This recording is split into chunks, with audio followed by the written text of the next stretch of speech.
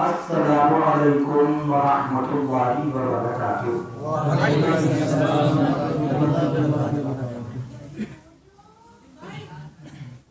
نحمده ونصلي ونسلم على حبيبه الكريم، أما بعد فأعوذ بالله من الشيطان الرجيم، بسم الله الرحمن الرحيم۔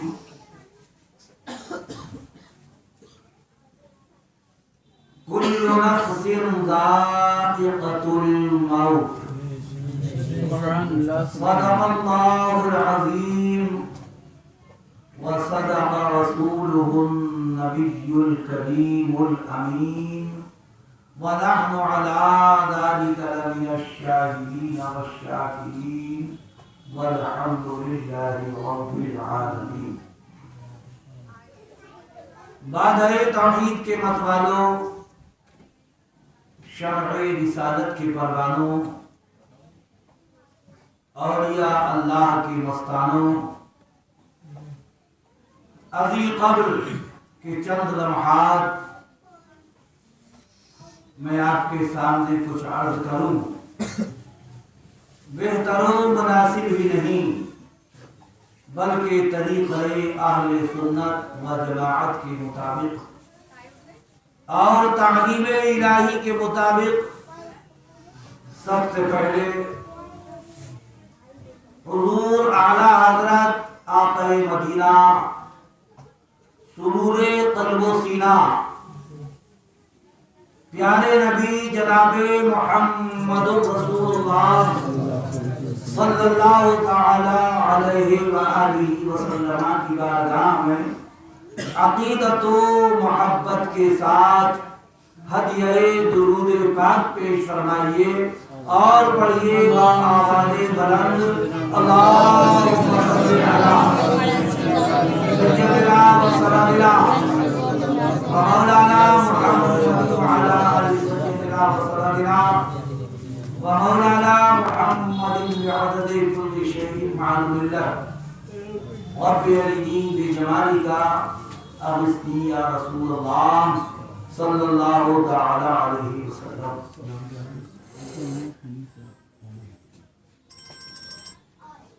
محترم حضرات، آج ہم اور آپ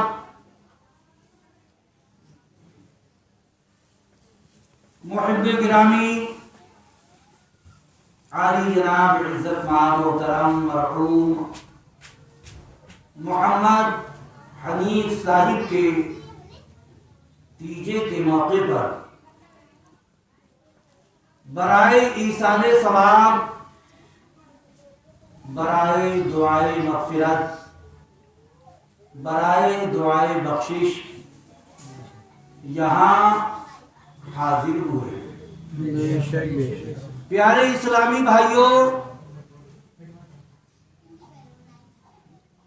اسلام کے اندر بعد مردن، بعد انتقال فرمانے والے کے لیے، ایمان والے کے لیے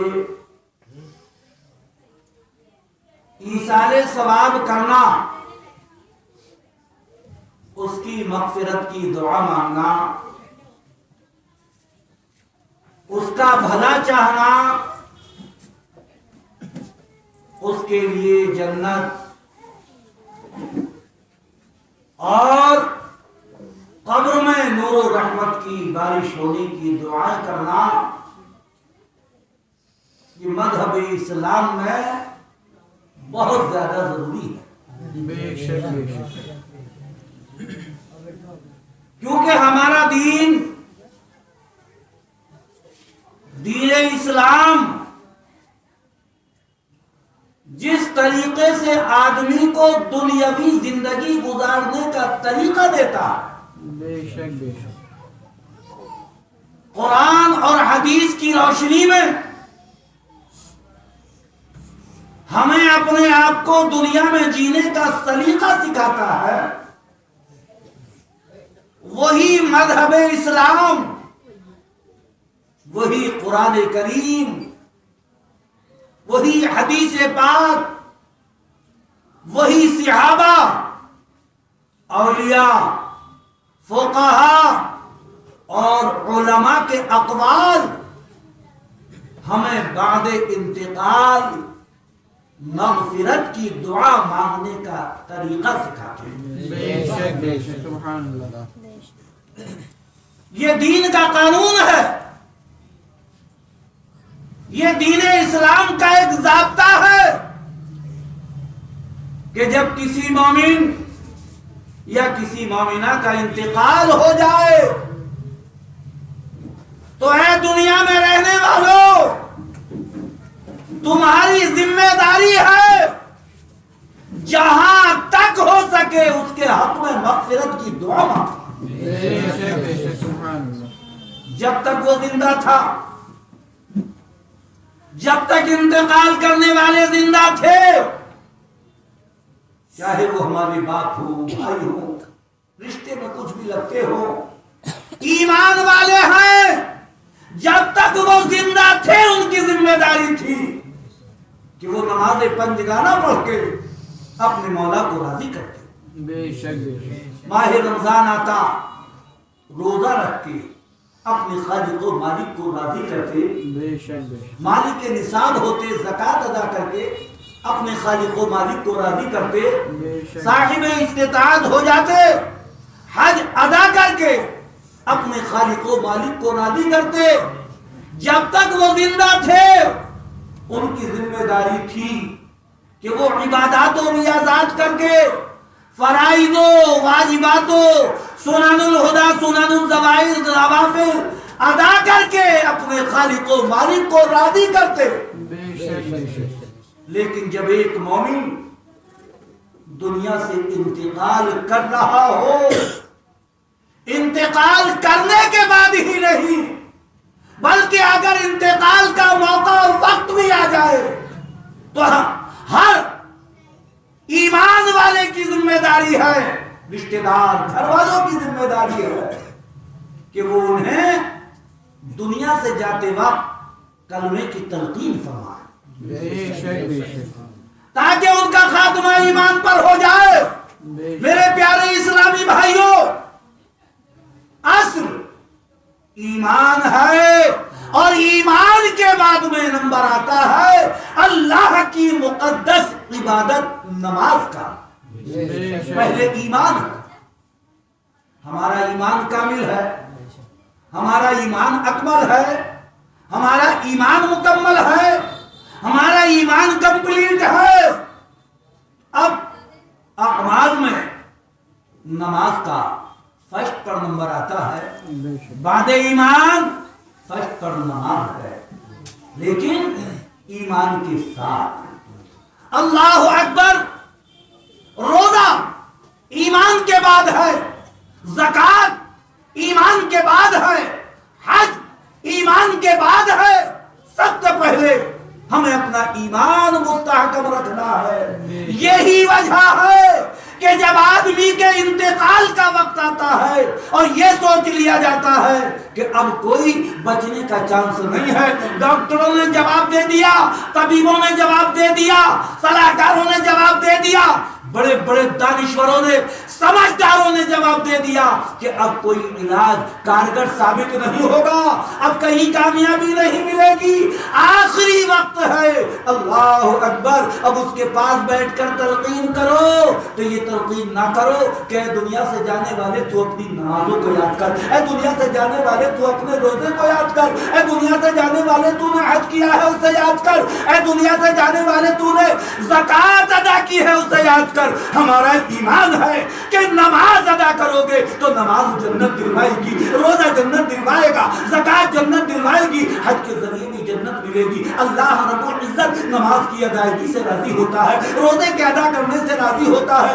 زکوٰۃ کے ادا کرنے سے راضی ہوتا ہے، حج کے ادا کرنے سے راضی ہوتا ہے۔ لیکن میرے پیارے اسلامی بھائیوں، کیا آپ نے کبھی سوچا، کہ آپ نے کبھی محسوس کیا کہ مرنے والا مر رہا ہے تو اسے اس کی نماز یاد نہیں دلائی جا رہی؟ بے شک بے شک کہ تو اپنی عبادت کو یاد کر، عبادات کو یاد کر، ریاضات کو یاد کر، روزوں کو یاد کر، حجوں کو یاد کر، زکوٰۃ کو یاد کر، بلکہ مرتے وقت اگر یاد دلایا جاتا ہے تو اسے اس کا ایمان یاد دلایا جاتا ہے۔ بے شک بے شک سبحان اللہ۔ کہ اے نماز کی پابندی کرنے والے، چاہے وہ صبح و شام اللہ رب العزت کی عبادت میں لگا رہتا ہو، 24 گھنٹے اللہ رب العزت کی عبادت میں لگا رہتا ہو، ہر وقت تلاوت قرآن کریم میں لگا رہتا ہو، نیک اعمال میں لگا رہتا ہو، لیکن مرتے وقت اسے اس کی نماز یاد نہیں دلائی جاتی، اس کی عبادتیں یاد نہیں دلائی جاتی، بلکہ یاد دلایا جاتا ہے تو کیا؟ ایمان۔ بے شک بے شک کلمہ طیب کو یاد کر، بے شک اللہ کے مقدس اس نام کو یاد کر جس کے ذریعے سے آدمی مومن بنتا ہے، ایمان والا بنتا ہے، اسے کلمہ یاد کرایا جاتا ہے، اسے کلمے کی تلقین کرائی جاتی ہے، اسے کلمے کو یاد دلایا جاتا ہے۔ اور قانون اسلام یہ بھی ہے کہ جو دنیا سے رخصت ہو رہے ہیں، جو دنیا سے جا رہے ہیں، دنیا سے جانے والا اگر چرمرے مزاج کا ہے، غصے ناک مزاج کا ہے، تیز مزاج کا ہے، اور موت کی پریشانی اس کے سامنے ہے، بہت زیادہ اس کی حالت خراب ہے، اور دھوکہ یہ ہے، خدشہ یہ ہے کہ اگر آپ نے اسے کلمہ طیب کی تلقین فرمائی تو کہیں ایسا نہ ہو وہ چڑچڑا کر، غصہ ہو کر یہ نہ کہہ بیٹھے کہ میری تو جان پہ بن نہیں ہے تو میں کلمے کی پڑھ لوں گی۔ اگر آدمی یہ مزاج رکھتا ہے تو شریعت مطہرہ کا حکم یہ ہے کہ اس سے نہ کہو، بلکہ اس کے پاس بیٹھو اور آہستہ آہستہ خود کلمہ شریف پڑھنا شروع کر دو۔ بے شک بے یہ بھی کلمے کی تلقین، بے شک کیونکہ جب آدمی کے انتقال کا وقت آتا ہے تو آدمی تکلیف میں مبتلا ہوتا ہے، پریشانیوں میں مبتلا ہوتا ہے، بہت زیادہ تکلیف ہوتی ہے، بہت زیادہ پریشانیاں ہوتی ہیں۔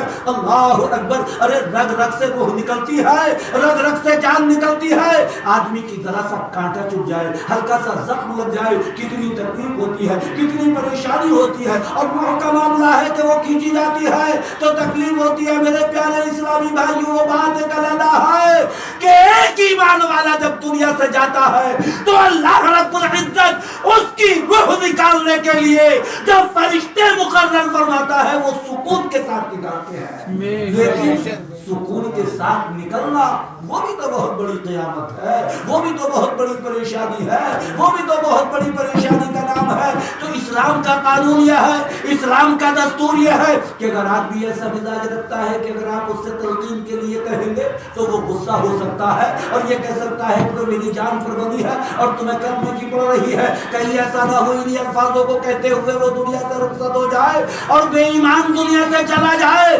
لہذا اس کے پاس بیٹھ کر خود کلمہ شریف پڑھنا شروع کر دو، خود کلمہ پاک کا ورد کرنا شروع کر دو۔ عزیزان ملت اسلامیہ، محترم سامعین کرام، اسی لیے میں عرض کر رہا ہوں کہ انتقال کے وقت سے ہی اور تیجا 10واں 20واں 40ویں تک ہم میت کو لے کے چلتے ہیں، جنازے کو لے کے چلتے ہیں، تو ان مواقع پر زیادہ سے زیادہ کلمہ شریف پڑھا جاتا ہے۔ قرآن کریم کی تلاوت بھی ہوتی ہے، درود شریف کا ورد بھی ہوتا ہے، اور بھی صدقات و خیرات کیے جاتے ہیں، لیکن کلمے کی تلقین زیادہ ہوتی ہے، کلمے کا ورد زیادہ ہوتا ہے۔ اس لیے کہ جب انتقال کرنے والا انتقال کر رہا ہے تو اس کے سامنے کلمہ پڑھو، جنازے کے پیچھے چل رہے ہو تو کلمہ پڑھو، اگر تیجا ہو رہا ہے تو چنوں پر کلمہ پڑھو۔ اصل مقصد ہے کلمہ پڑھنا، اصل مقصد ہے اللہ رب العزت کا وہ نام بلند کرنا کہ جس کو لینے کے بعد آدمی ایمان والا ہو جاتا ہے۔ اور کلمہ جو ہے، کلمے کی پوزیشن کو سمجھو، کلمے کی اہمیت کو سمجھو۔ کلمہ ہے کیا؟ کلمہ ہے کلمہ طیب، لا الہ الا اللہ محمد الرسول اللہ۔ پورا کلمہ اللہ رب العزت کے سوا کوئی عبادت کے لائق نہیں، اور محمد صلی اللہ علیہ وسلم اللہ کے رسول، یہ کلمہ ہے۔ گویا کہ یہ ایمان ہے، اور اس کی اہمیت، اس کی پوزیشن، اس کی وقت، اللہ اکبر.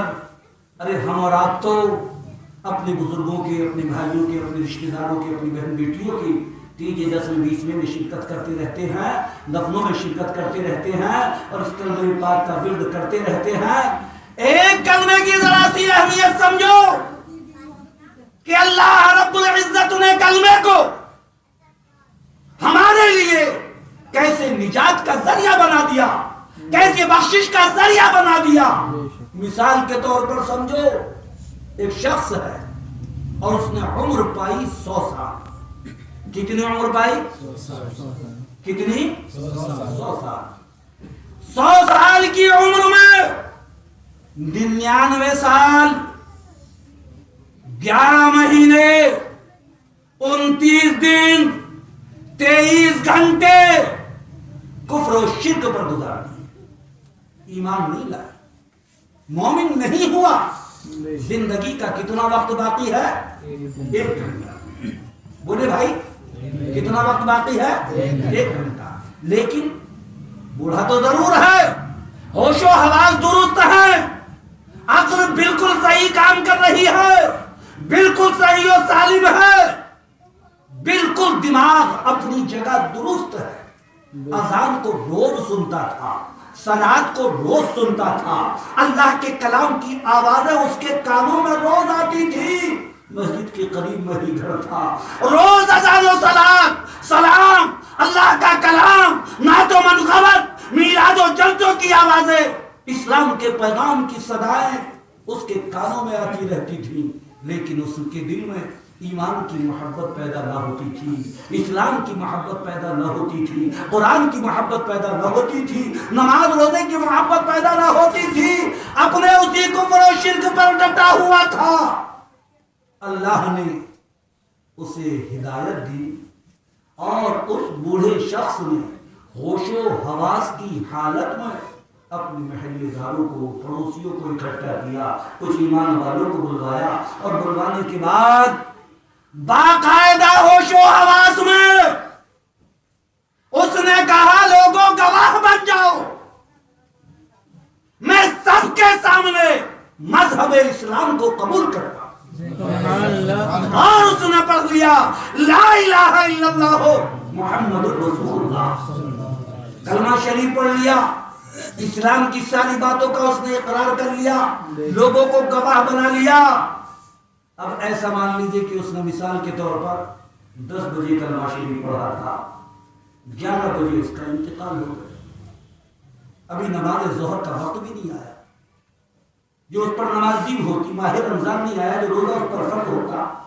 صاحب استطاعت بعد ایمان نہیں بنا جو حج فرض ہوتا. صاحب نصاب بعد ایمان نہیں بنا کہ زکات فرض ہوتی. اس نے لے دے کے زندگی کا 1 گھنٹہ پایا، ہوش و حواس میں کلمہ پڑھا تھا، کسی کے دباؤ میں نہیں بلکہ خوشی کا کلمہ پڑھا تھا، گواہ بنا کر کلمہ پڑھا تھا. اور ابھی اس نے نماز نہیں پڑھی، انتقال ہو گیا. استفتاء طلب کرو، دارالفتہ میں بھیجو. ایک ایسا شخص ہے محلے میں جو مومن نہیں تھا، کافر تھا، مشرک تھا، اتنی عمر پائی لیکن اس نے ہوش و حواس کی حالت میں کلمہ پڑھا، لوگوں کو گواہ بنا کر کلمہ پڑھا. اس بات کی گواہی دی کہ میں خدا کو ایک مانتا ہوں، اللہ کے رسول کو محمد صلی اللہ علیہ وسلم کو اللہ کا رسول جانتا ہوں، اسلام کی ساری ضروریات پر میں ایمان رکھتا ہوں. اے لوگوں گواہ بن جاؤ. اللہ اکبر. تو میرے پیارے اسلامی بھائیوں، ذمہ دارانہ طور پر عرض کرنے کی کوشش کروں گا. ہر مفتی ایک ہی جواب دے گا، ارے اللہ نے اسے ایسا نواز دیا کہ اے لوگوں اب یہ مر گھٹ نہیں جائے گا بلکہ ایمان والوں کے قبرستان میں جائے گا. نماز تو نہیں پڑھی، روزہ تو نہیں رکھا، زکات تو نہیں دی، حج تو ادا نہیں کیا. میرے پیارے اسلامی بھائیوں، نماز آئی ہے اعلان نبوت کے 12 سال کے بعد.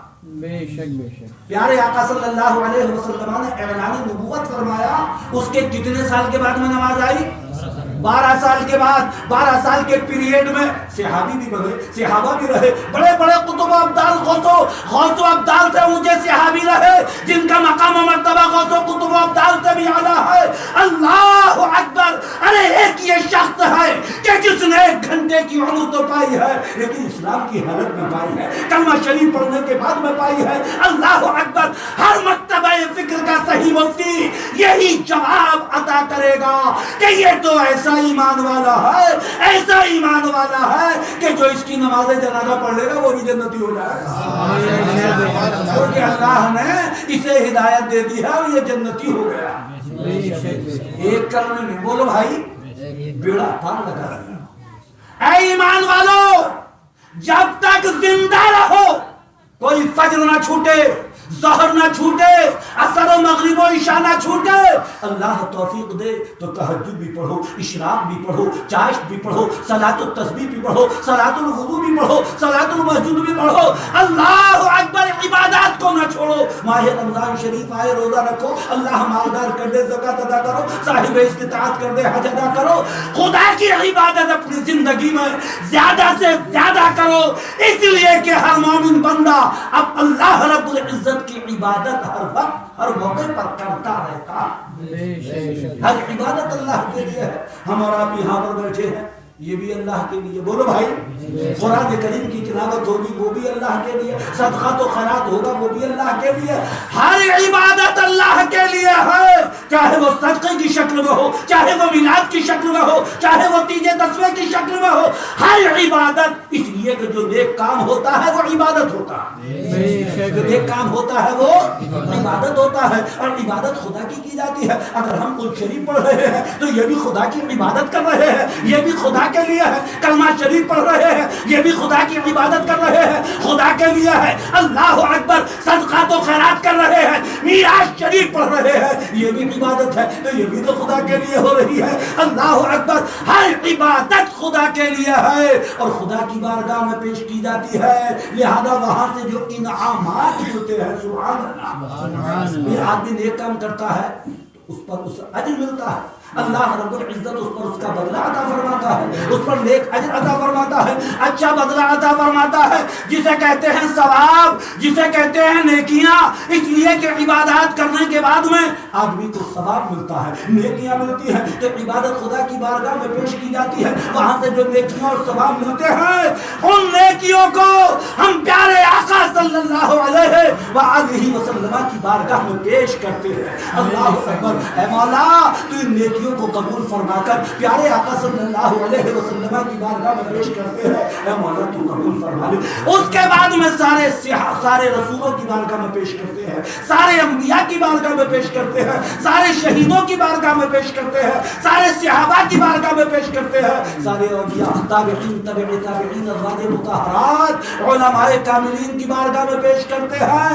अल्लाहु अकबर। इसी को कहते हैं निसार सवाब। ये इबादत है। बारगाह खुदाबंदी में पहुंचाकर वहां से जो इनाम मिला है, उन इनामात को हम आका के सदक़े से अपने मरहूमीन और मरहूमात की अरवाह को बख्श दें। ये इस्लाम का तरीका है, ये दीन का तरीका है कि किसी का इंतकाल हो जाए तो उसे उसके हाल पे मत छोड़ो। लेकिन आज कुछ लोग ऐसे हो गए कि जो इस काम को जरूरी महसूस नहीं करते, बल्कि बोले जैसा किया है वैसा भरेगा। मोहतरम हजरात, इस्लामी कानून ऐसा नहीं। इस्लामी कानून तो ये है कि आलमे बरज़ख में पहुंचाने से पहले पहले, कब्र की मंजिलों में दाखिल होने से पहले पहले, दाखिल करने से पहले पहले मुज्तमा होकर, इकट्ठा होकर, सफ बांधकर, बावुज़ू होकर, नमाज की शक्ल बनाकर, खाना काबा की तरफ को मुंह करते हुए इमाम के पीछे खड़े होकर नमाज जनाजा को अदा कर। बेशक बेशक। अगर ये कानून होता कि अब ये इंतकाल करके क्या नियाज और क्या फातिहा काम करेगी, तो नमाज जनाजा की भी कोई जरूरत ना होती। बोलो भाई, कोई नमाज जनाजा जो है वो मगफिरत की दुआ ही तो है, बख्शिश की दुआ ही तो है, ईसाले सवाब ही तो है। अगर इस्लाम का कोई ऐसा कानून होता कि बाद इंतकाल इस ईसाले सवाब की कोई जरूरत नहीं है, تو نماز جنازہ کی کیا ضرورت پیش آتی؟ نماز جنازہ ہمیں اس بات کا درس دے رہی ہے کہ جہاں تک ہو سکے اپنے مرنے والے کے حق میں بخشش کی دعائیں مانگو۔ بے شک سبحان اللہ، یہ ہمدردی کا تقاضا ہے، بے شک یہ محبت کا تقاضا ہے، یہ ایمانی تقاضا ہے، یہ رشتوں کا تقاضا ہے۔ بے شک اور کون سے رشتوں کا؟ ایمانی رشتوں کا تقاضا ہے۔ لیکن افسوس سد افسوس میرے پیارے اسلامی بھائیوں، چاہے محفل شادی ہو یا محفل غم، ہم نیکیوں کے بڑھتے وقت پیچھے نظر آتے ہیں۔ بارات میں بہت سے لوگ نکاح کے وقت بہت کم دکھائی دیتے ہیں، اسی طریقے سے جنازے میں بہت سے لوگ اور نماز جنازہ میں لوگ کمی کے ساتھ میں نماز جنازہ پڑھنے کی کوشش کرتے ہیں۔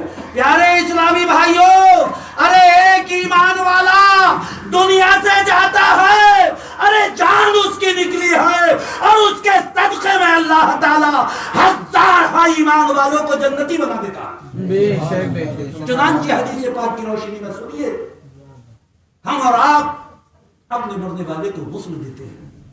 بے شک غسل کا مطلب میاں صاحب ہی نہیں دیں گے، یہ محلے میں کوئی خاص آدمی مقرر ہے وہی نہیں دیں گے، کسی کتاب میں نہیں لکھا کہ میاں صاحب ہی دیں گے، یہ نہلانے والے ہی نہلائیں گے۔ ہر ایمان والے کی ذمہ داری ہے کہ وہ زندگی کا بھی غسل سیکھے اور مرنے کے بعد کا بھی غسل سیکھے۔ بے شک بے شک زندگی میں کس طریقے سے غسل کیا جاتا ہے، بعد موٹر مرنے والے کو کس طریقے سے غسل دیا جاتا ہے، یہ ہر ایمان والے کی ذمہ داری ہے۔ اور اپنی میت کو اپنے ہاتھ سے نہلاؤ، زیادہ ثواب ہے، اعلیٰ ثواب ہے، اس لیے کہ جب روح نکل جاتی ہے تو جسم کا رومٹا ہل جاتا ہے۔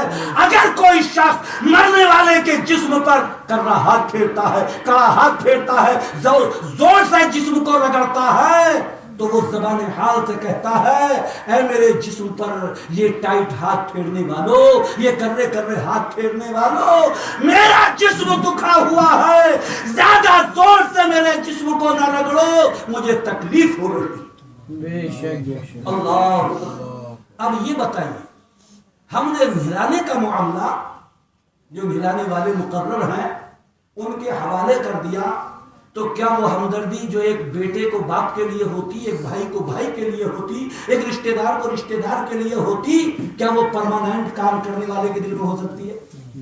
بولو بھائی، نہیں، وہ تو اپنی ذمہ داری پوری کریں گے۔ بولیے، بے شک ہاتھ زور سے بھی لگائیں گے، آہستہ بھی لگائیں گے، وہ تو ان کی بات نہیں۔ ایک باپ کے لیے جو ہمدردی بیٹے کے دل میں ہوگی، ایک بیٹے کے لیے جو ہمدردی باپ کے دل میں ہوگی، میرے آقا فرماتے ہیں کہ مرنے والا کہتا ہے کہ مجھے زور سے نہ رگڑو، مجھے تکلیف ہو رہی ہے، میرا بدن دکھ رہا ہے، مجھے تکلیف ہو رہی ہے، مجھے پریشانی ہو رہی ہے، میرے جسم پر ہاتھ پھیرو تو نرم نرم ہاتھ پھیرو، نرم نرم ہاتھ پھیرو۔ عزیزان ملت اسلامیہ، اب ہم نے معاملہ نہلائیے کے حوالے کر دیا، غسل دینے کے والے کے حوالے کر دیا، ہم دائیں بائیں کھڑے تو ہو گئے، انہی کے حوالے کر دیا، تو وہ تو کام کو نپٹائیں گے۔ بولو بھائی، بے شک بے شک اس لیے پیارے اسلامی بھائیوں، خالی نہلانے کی بات ہی نہیں ہے، اے ایمان والوں، اس نہلانے میں بھی اللہ رب العزت نے ہمارے اوپر رحم فرمایا ہے، ہمارے اوپر کرم فرمایا ہے۔ میرے آقا حدیث میں بیان فرماتے ہیں کہ جو شخص میت کو غسل دیتا ہے تو غسل دینے والا ہاتھ اس کے جسم سے ہٹتا نہیں کہ اللہ تعالیٰ غسل دینے والے کی مغفرت فرما دیتا ہے۔ سبحان اللہ سبحان اللہ۔ نمازیں کس لیے پڑھتے ہو؟ بخشش کے لیے۔ بے شک روزہ کس لیے رکھتے ہو؟ بخشش کے لیے۔ زکات کس لیے دیتے ہو؟ بخشش کے لیے۔ حج کس لیے کرتے ہو؟ بخشش کے لیے۔ اے میرے مولا، اے میرے پروردگار، تو راضی ہو جا اور ہماری بخشش ہو جائے۔ اے میرے مولا، تو راضی ہو جا اور ہماری بخشش ہو جائے۔ جاڑے کے سرد موسم میں ٹھنڈے ٹھنڈے پانی سے وضو کرنے کے بعد میں ہم عبادت کر رہے ہیں، مقصد کیا ہے؟ مولا تو راضی ہو جا اور ہمیں جنت مل جائے۔ آقا تیرے محبوب کی، اے مولا تیرے محبوب کی آنکھیں ٹھنڈی ہو جائے اور ہم ان کی شفاعت کے حقدار ہو جائیں۔ ہیں. اللہ اکبر. اے ایمان والو، خالی یہی نہیں کہ تمہارے حوالے تمہارے مردے کو کیا تھا کہ اس کی ذمہ داری تمہارے اوپر ہے، اسے نہلاؤ. نہیں، اگر تم نے اس کے اوپر رحم کیا اور اسے نرم نرم ہاتھوں سے محبت کے ساتھ اپنا حق ادا کرتے ہوئے نہلایا اور پیار دکھایا تو خدا تمہارے اوپر رحم فرما دے گا. ایمان والے کی موت تو گناہگاروں کی بخشش کا ذریعہ ہوتی ہے. بے شک. ہم اگر اپنی میت کو اپنے ہاتھ سے نہلاتے ہیں تو ہاتھ ہٹنے سے پہلے اللہ رب العزت نہلانے والوں کی مغفرت فرما دیتا ہے. اللہ اکبر. ایسا ہی نہیں، ہم اور آپ کاندھے پر لے کر میت کو چلتے ہیں، جنازے کو چلتے ہیں تو جنازے کو کاندھا دو، محبت نہ دو، حق سمجھ کر دو. یہ ہمارا حق ہے کہ ہم اپنی میت کو کاندھا دیں. ثواب سمجھ کر دو، پیار کے ساتھ دو، خلوص کے ساتھ کاندھا دو اور سنت کے مطابق کاندھا دو. اسلام کا سنت طریقہ کاندھا دینے کا یہ ہے کہ پہلے دائیں سرانے پر پہنچیے اور کم از کم 10 قدم چلیے، پھر پیچھے کو ہٹ کر بائیں سرانے پر آ جائیے اور 10 قدم چلیے. اس کے بعد میں پھر بائیں سرانے پر پہنچیے اور 10 قدم چلیے، پھر بائیں پائیں آ جائیے اور 10 قدم چلیے. کتنے قدم ہو گئے؟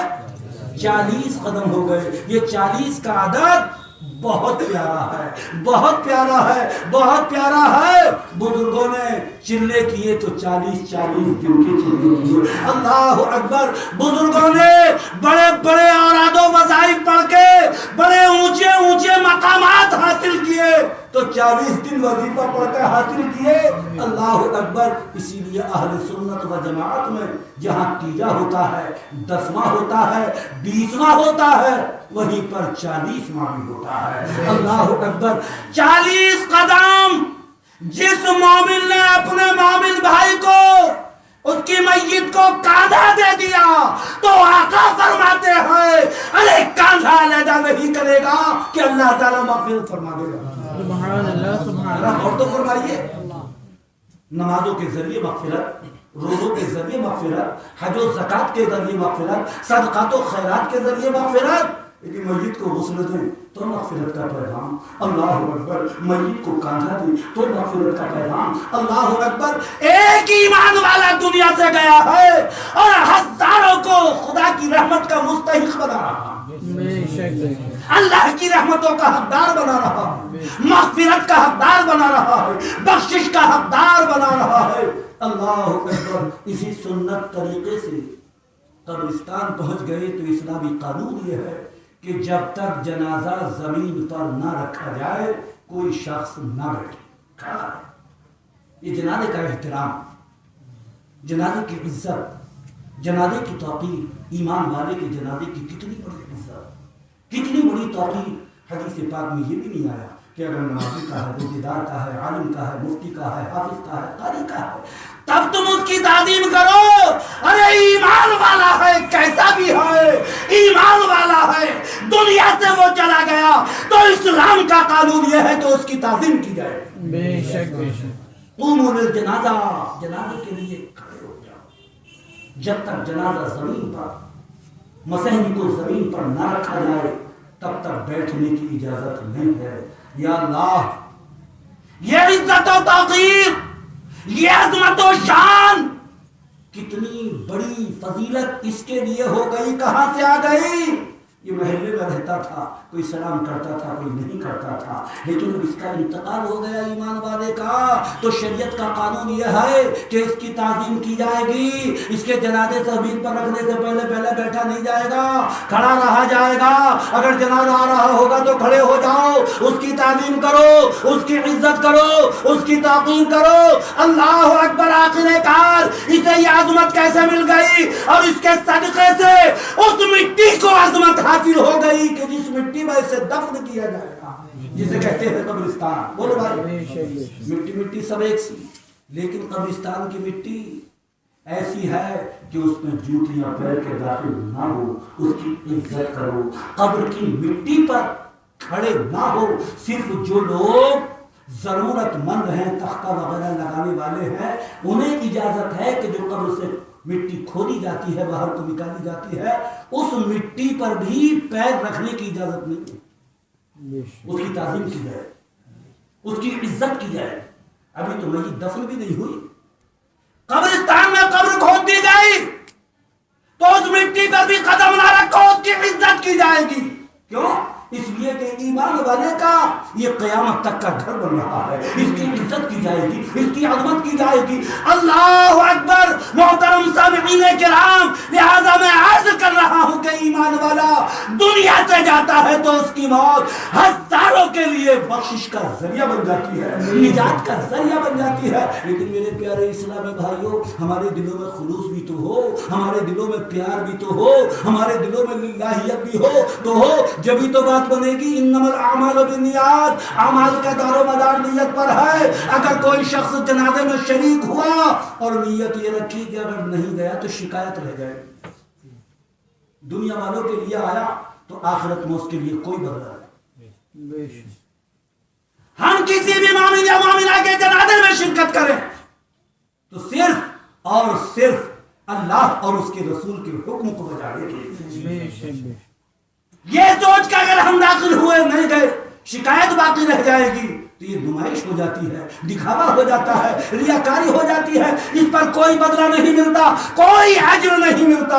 اللہ اکبر. میرے پیارے اسلامی بھائیوں، میت کے کو قبر کے اندر اتار دیا، بسم اللہ وباللہ وعلی ملت رسول اللہ کہتے ہوئے، بسم اللہ وباللہ وعلی ملت رسول اللہ کہتے ہوئے، بسم اللہ وعلی ملت رسول اللہ بھی کہہ سکتے ہیں، بسم اللہ وباللہ علی ملت رسول اللہ بھی کہہ سکتے ہیں. اتار دینے کے بعد میں عزیزان ملت اسلامیہ، پیارے اسلامی بھائیوں، قبر میں اتارنے والے لوگ ایسے ہوں جو امانت دار. کیسے ہوں؟ امانت دار. ایسے نہ ہوں. کبھی کبھی ایسا ہو جاتا ہے کہ قبر میں میت کو، مردے کو رکھتے ہی عالم برزخ کے حالات شروع ہو جاتے ہیں.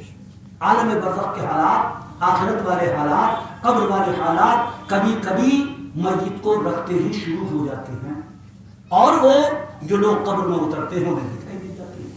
تو شریعت مطہرہ کا قانون یہ ہے کہ امانت داروں کو قبر میں اتارو. اگر کوئی اچھائی دیکھیں تو اس کا چرچا کریں، اور اگر کوئی برائی دیکھیں تو اسے ہضم کر جائیں، اس کا تذکرہ نہ کریں. کیوں؟ اس لیے کہ مرنے والے کو جب اچھائی کے ساتھ میں یاد کیا جاتا ہے تو اللہ رب العزت ان اچھائیوں کی گفتگو کی بنیاد پر مرنے والے کی بخشش فرما دیتا ہے. چنانچہ حدیث پاک موجود ہے، پیارے آقا صلی اللہ علیہ وسلم کی بارگاہ سے سامنے سے ایک جنازہ گزرا. آقا صلی اللہ علیہ وسلم نے اس جنازے کو دیکھ کر ارشاد فرمایا، وجبت، واجب ہو گئی. صحابہ تھے، عرض کیا یا رسول اللہ کیا چیز واجب ہو گئی؟ تو میرے آقا صلی اللہ علیہ وسلم نے فرمایا کہ یہ جو جنازہ جا رہا ہے اس کے لیے جنت واجب ہوگی. سب بولیے سبحان اللہ. ارے یہ ہے آقا کی نظر، یہ ہے آقا کا اختیار، یہ ہے آقا کا دیکھنا کہ آقا نے دنیا ہی میں جنت کی خوشخبری سنا دی، اور جنت کی خوشخبری تو وہ دے گا کہ جس نے نام ہے اعمال کو پڑھ لیا. بے شک بے شک. آقا نے نام ہے اعمال کو پڑھا، غیب کی بات کو جانا، خوشخبری دے دی کہ جنت اس کے لیے واجب ہو گئی. صحابی عرض کرتے ہیں یا رسول اللہ جب اتنا فرما دیا تو یہ بھی بتا دیجئے وہ کون سی نیکی اس کے کام آ گئی، وہ کون سا عمل اس کے کام آ گیا، وہ کون سا لیا دیا اس کے کام آ گیا کہ یہ جنتی ہو گیا. تو میرے آقا صلی اللہ علیہ وسلم نے ارشاد فرمایا کہ اس مرنے والے کو 4 آدمی اچھا بتا رہے ہیں. کیا بتا رہے ہیں؟ 4 آدمی. ان کی اچھے بتانے کی بنیاد پر اللہ رب العزت نے ان کی لاج رکھی ہے چاروں کی. سبحان اللہ سبحان. اور ان کی گفتگو کا بھرم رکھا ہے. میرے پیارے اسلامی بھائیوں، جو چیز کسی ایمان والے سے منسلک ہو جاتی ہے وہ برکت والی ہو جاتی ہے، وہ عظمت والی ہو جاتی ہے، وہ شان والی ہو جاتی ہے. ارے 4 ایمان والوں والوں نے وہ 4 مفتی نہیں تھے، وہ 4 عالم نہیں تھے، یہ نہیں میرے آقا نے فرمایا کہ 4 مفتی ہو، 4 مفتی اچھا بتائیں، 4 عالم اچھا بتائیں، 4 حافظ اچھا بتائیں، 4 قاری اچھا بتائیں، 4 امام اچھا بتائیں، 4 حاجی اچھا بتائیں، تب جا کر بخشش ہوگی. نہیں، بلکہ مطلق ارشاد فرمایا کہ اس مرنے والے کو 4 آدمی اچھا بتا رہے تھے. اللہ رب العزت نے ان کے اچھے بتانے کی بنیاد پر اسے جنتی بنا دیا ہے، اس کی خطاؤں کو معاف کر دیا ہے اور اسے لائق بخشش کر دیا ہے. اللہ اکبر. میرے پیارے اسلامی بھائیو، ذرا اندازہ تو لگائیے. اب وہ صحابی عرض کرتے ہیں یا رسول اللہ یہ تو 4 کی بات تھی، اگر کسی مرنے والے کو 3 آدمی اچھا بتا دے تو کیا رہے گا؟ تو میرے آقا نے فرمایا وجبت اس کی بیوی واجب. صحابی نے پھر عرض کیا یا رسول اللہ اگر کسی مرنے والے کو 2 آدمی اچھا بتا دیں تو کیا رہے گا؟ تو میرے آقا نے فرمایا وجبت اس کے لیے بھی واجب ہو گئی. تو وہ صحابی عرض کرتے ہیں آقا کی بارگاہ میں کہ میں ایک کے بارے میں بھی پوچھنا چاہتا تھا لیکن مجھے شرم لگے. لیکن وہ فرماتے ہیں کہ آقا کا موڈ ایسا بنا ہوا تھا کہ اگر میں ایک کے بارے میں بھی پوچھتا تو آقا ایک ہی جواب عطا فرماتے. سبحان اللہ. محترم سامعین کرام، لہذا مرنے والے کے لیے جب بولو اچھائی والی بات بولو، اچھائی والی بات کرو، اس لیے کہ جب قبر میں جو لوگ اتریں وہ امانت دار ہوں، ایسے لوگ ہوں کہ اگر برائی دیکھیں تو چھپا جائیں اور اچھائی دیکھیں تو اس کا چرچا کریں. اس کے بعد میرے پیارے اسلامی بھائیوں، سنت طریقہ میت کو قبر میں رکھنے کا ہے دائیں کروٹ پر لٹا. ہمارے یہاں رواج پڑا ہوا ہے سیدھا اور صرف چہرہ لفظ کر دیتے ہیں، ورنہ دائیں کروٹ پر ایک ہاتھ سر کے نیچے رکھ کے اور دائیں کروٹ پر لٹایا جاتا ہے. عام طریقے سے ہمارے یہاں رواج یہی ہے کہ ہم سیدھا میت کو رکھتے ہیں. محترم سامعین کرام، پیارے اسلامی بھائیوں، تختے دے دیے، مٹی دے دی، قبر کو تیار کر دیا گیا. اسلام کا قانون یہ ہے کہ قبر کے پاس اتنی دیر تک بیٹھے رہو جتنی دیر میں اونٹ کا گوشت، اونٹ ذبح ہو کے اس کا گوشت بن کر اور تقسیم ہو. صحابی عرض کرتے ہیں یا رسول اللہ اس سے کیا فائدہ ہوگا؟ تو میرے آقا فرماتے ہیں کہ قبر والے کی، اس میت کی، اس مردے کی ڈھارس بنی رہے گی، ہمت بنی رہے گی. حضرت منکر حضرت نکیر علیہ السلام تشریف لائیں گے، سوال و جواب میں اسے آسانیاں رہے گی، اس لیے کہ وہ یہ محسوس کرتا ہے کہ میرے گھر والے، میرے خاندان، رشتہ دار ابھی تک کہ ہم موجود ہیں. پیارے آقا صلی اللہ علیہ وآلہ وسلم نے ارشاد فرمایا کہ اتنی دیر تک وہاں رکے رہو تاکہ اس کی ہمت بنی رہے. محترم سامعین کرام، پیارے اسلامی بھائیوں، زیادہ نہ کہہ کر اتنا میں عرض کرنے کی کوشش کروں گا کہ اللہ کے پیارے حبیب علیہ الصلاۃ والتسلیم نے کوشش یہی کی ہے کہ انتقال کے بعد میں جہاں تک ہو سکے مرنے والے کی بخشش اور مغفرت کی دعائیں مانگتے رہو. بے شک بے شک. انہیں اس کے حال پر نہ چھوڑو.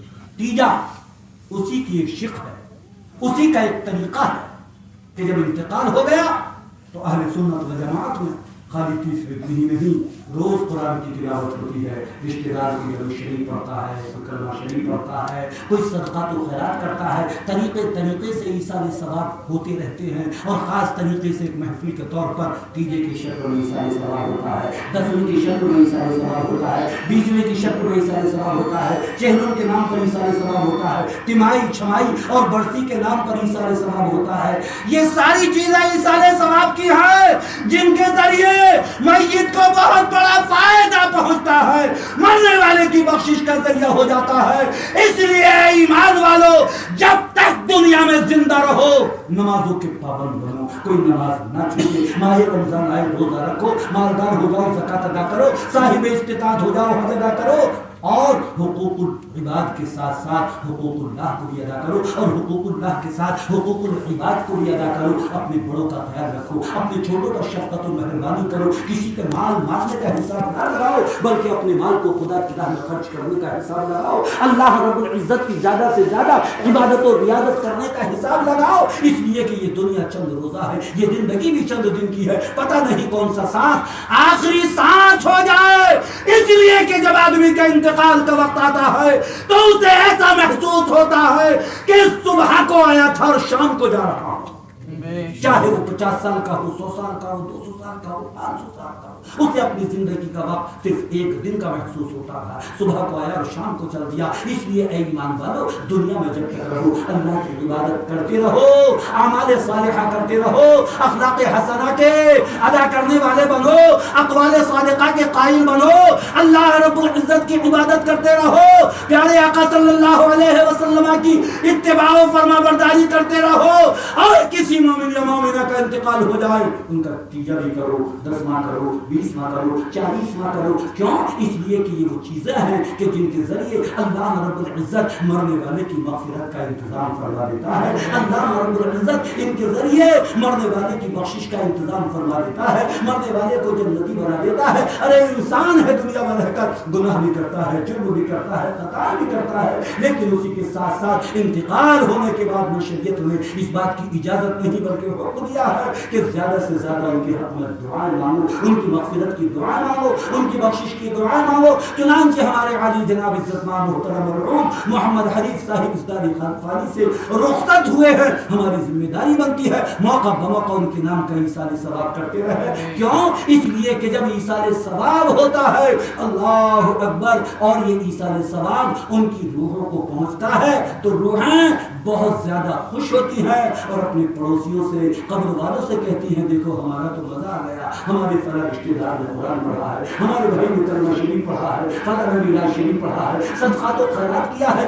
اور ان کے ذریعے اللہ رب العزت اگر وہ عذاب میں مبتلا ہوتے ہیں تو پروردگار اس عبادت و ریاضت کے ذریعے، قرآن کی تلاوت کے ذریعے، صدقات و خیرات کے ذریعے، تیجا 10واں 20واں چیلم کے ذریعے اللہ رب العزت ان پر رحم فرما دیتا ہے، کرم فرما دیتا ہے، اور ان کی بخشش کا ذریعہ وہ بن جاتے ہیں۔ اور وہ جو کام مثال کے طور پر آج ہم اور آپ مرحوم محمد حنیف صاحب کے تیجے میں شریک ہیں تو ایسا نہیں کہ ہم انہی کے لیے یہ کام کر رہے ہیں، بلکہ آپ جو نیکی کروا رہے ہیں، جو اچھائیاں کروا رہے ہیں، پیارے اسلامی بھائی وہ پہلے آپ کے کام میں جا رہی ہے، آپ کے نام اعمال میں جا رہی ہے۔ جتنی آپ کو ملیں گی اتنی ہی مرنے والے کو بھی پہنچتی رہیں گی، جتنی آپ سب کو ملیں گی ان کو بھی پہنچتی رہیں گی۔ تو آج یہ تیجے کے موقع پر محفل میلاد رسول کا انعقاد کیا گیا ہے تاکہ اس کے ذریعے اللہ رب العزت ان کی مغفرت فرما دے۔ پروردگار مولا کی بارگاہ میں دعا کیجئے کہ اللہ رب العزت پیارے آقا صلی اللہ تعالی علیہ